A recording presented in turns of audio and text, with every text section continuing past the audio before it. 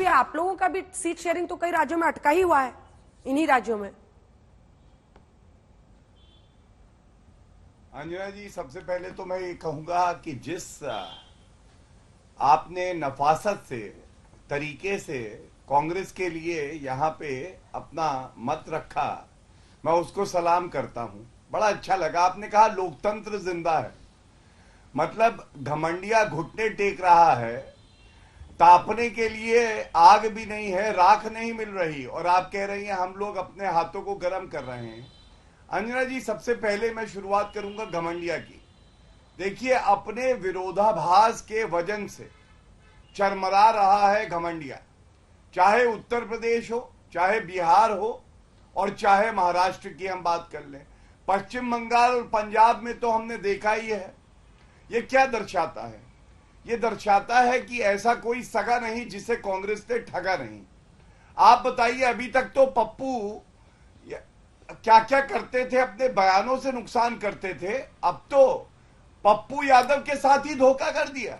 मतलब आपने कांग्रेस ज्वाइन कराई पप्पू यादव को, और उनकी ही सीट नहीं बचा पाए, और आरजेडी एक तरफा ऐलान कर देती है।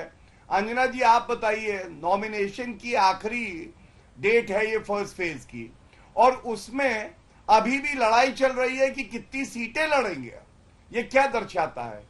ये दर्शाता है कि आज इंडी अलायंस नेता विहीन है, विचारधारा विहीन है, और काडर विहीन है, और इनका सुपड़ा इस बार साफ होगा।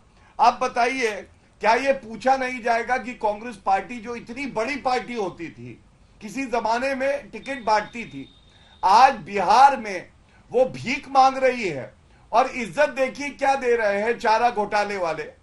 चारा घोटाले वाले उनको सीट कितनी भी दें, लेकिन ये भी नहीं बताते हैं कि तुम्हें इतनी सीट देंगे, और एक तरफा अपनी सीटों का ऐलान कर देते हैं। ये चिंताजनक नहीं है? ये लोकतंत्र के लिए चिंताजनक है कि विपक्ष की भूमिका जिनको निभानी है वो स्वयं कितने कमजोर आज हो गए हैं, और जनता का विश्वास इसमें नहीं है।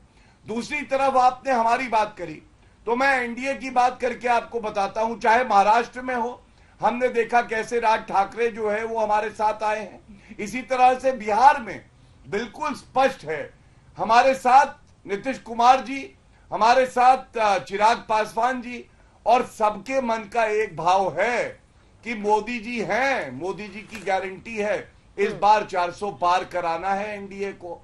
कोई सवाल हमारे नेतृत्व पे नहीं उठा सकता है, ये बड़ी बात है। और मैं तभी कह रहा हूं, उत्तर प्रदेश से लेके बिहार तक 120 सीटें आती है, और 120 सीटों पर घमंडिया में केवल कंफ्यूजन है, आपस में कपड़ा फाड़ राजनीति हो रही है, और सारे देश की जनता ये देख रही है। सापरा साहब, आपके पास आते हुए, आप मुंबई में संजय निरुपम के लिए उत्तर पश्चिम सीट नहीं बचा पाते हैं, आप पप्पू यादव के लिए पूर्णिया सीट नहीं बचा पाते हैं। अब आप ही के नेता संजय निरुपम ने खुद ही प्रेस कॉन्फ्रेंस करके कहा कि शिवसेना के दबाव में आपकी पार्टी आ गई है। क्या ऐसा हाल क्यों बना डाला है अपना?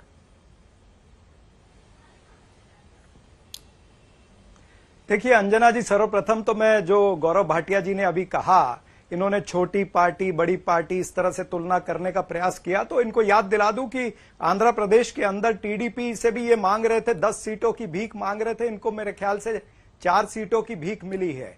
तो इस तरह से अगर ये वक्तव्य करते हैं तो ये उत्तर उसका बनता है। जहां तक महाराष्ट्र की बात है, मैं आपको बता दूं कि जो एनडीए अलायंस है, जो खोखा सरकार है, उसके अंदर भी कई सीटों पर अभी पशोपेश चल रहा है, उसके अंदर भी बहुत से झगड़े चल रहे हैं।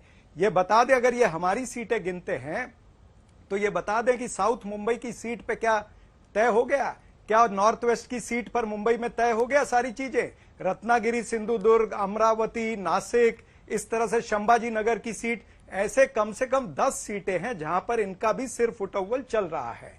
लेकिन हमारे इसमें मैं ये कहूंगा कि संवाद है, विवाद नहीं है। यानी मतभेद कहीं नजर आएंगे, लेकिन मनभेद हमारे नहीं है। हम इस चीज को सुलझा लेंगे।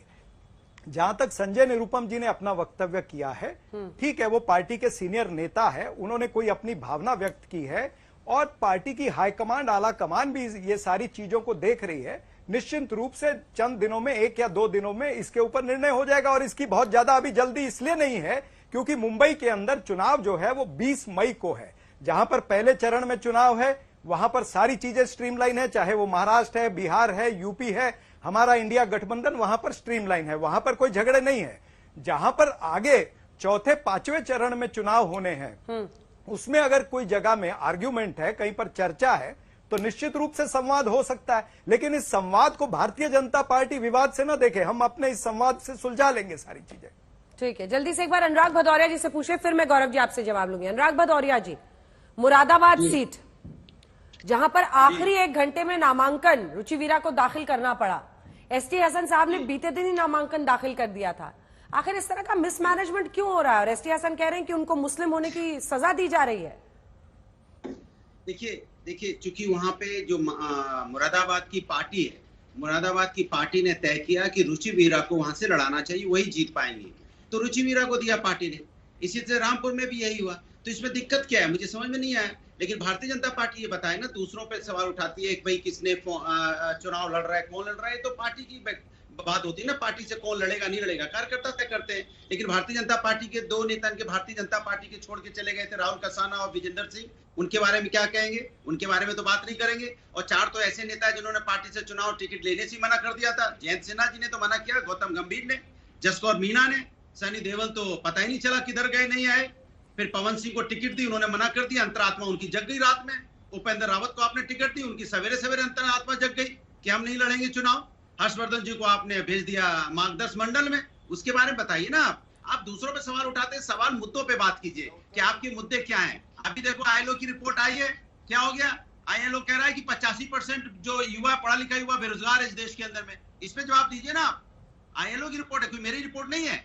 इस देश में पढ़ा लिखा बेरोजगार है युवा 85%, सोचिए आप, इसके बारे में आप जवाब नहीं देंगे। समस्या इस बात की है। और यहाँ पे और मजेदार बात देखिए, जब से भारतीय जनता पार्टी की सरकार आई है 2014 से लेकर 2024 तक, पहले 2014 में बिलियनर कितने थे? 100, अब कितने हो गए? 186। और पर कैपिटल इनकम कितनी बड़ी देश की, जरा बता दीजिए मुझे।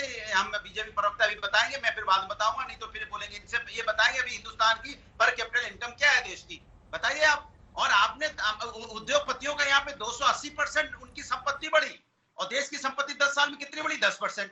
तो इसके मतलब ये देश उद्योगपतियों के लिए बना है क्या? किसानों की इनकम तो दुगनी हो नहीं पाई है, बट उद्योगपतियों की तो संपत्ति बढ़ती चली गई। कमाल है भाई, 1% आदमी के पास 40% की संपत्ति है देश की।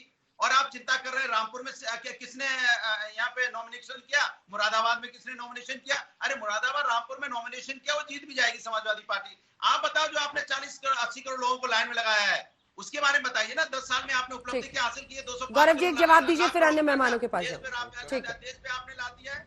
2014 में 55 लाख करोड़ था, अब हमारे सोचिए जीडीपी का 80% है। जीडीपी अब इनको शांत तो कराइए, हमारे ऊपर है। की तरह जब बजना चालू होते हैं तो 7-8 साल अगर अनुराग जी थोड़ा सा प्रेम बना के रखिए। अब आ रही हूँ, जवाब लेने आ रही हूँ आपसे, क्योंकि आपके 2 उम्मीदवारों ने वहां जाकर अपना नामांकन दाखिल कर दिया और आपको ये इसमें कोई दिक्कत नहीं समझ में आ रही है। ठीक है, अच्छी बात है।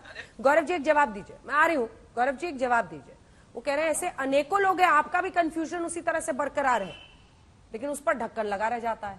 नहीं अंजना जी, इनसे हमें कोई गिला शिकवा होता ही नहीं है, क्योंकि ये जब बोलते हैं तो एक डिबेट में 1-1 लाख 1.5 लाख वोट कम करते हैं अपनी पार्टी के, इसीलिए इनको अवसर दिया करिए।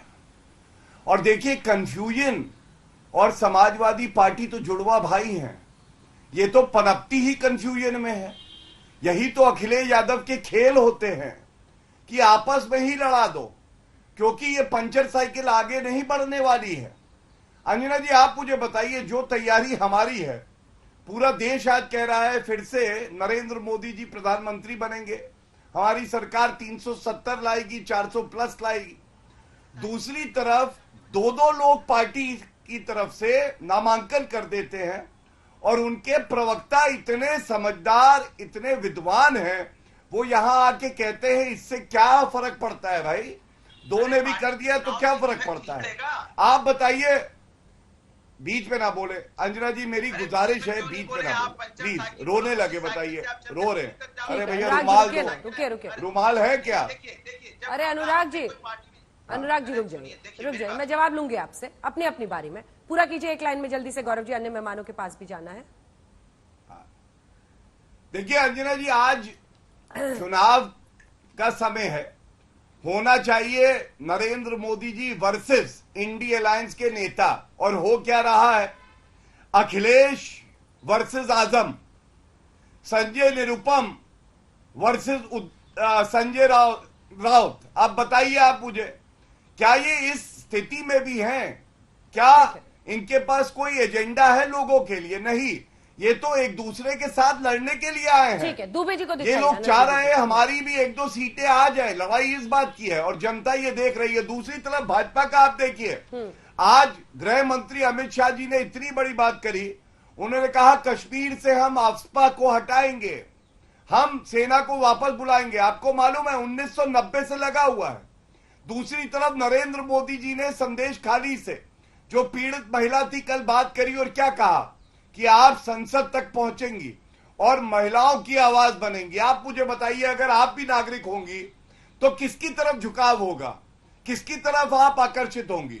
एनडीए और भारतीय जनता पार्टी की तरफ, क्योंकि हम मुद्दों की बात कर रहे हैं और ये लोग कंगना रनौत को गाली देने में लगे हुए हैं, मोदी जी को गाली देने में लगे हुए हैं। आपको लगता है नकारात्मक एजेंडा से कोई सकारात्मक घटक दल जीत सकता है?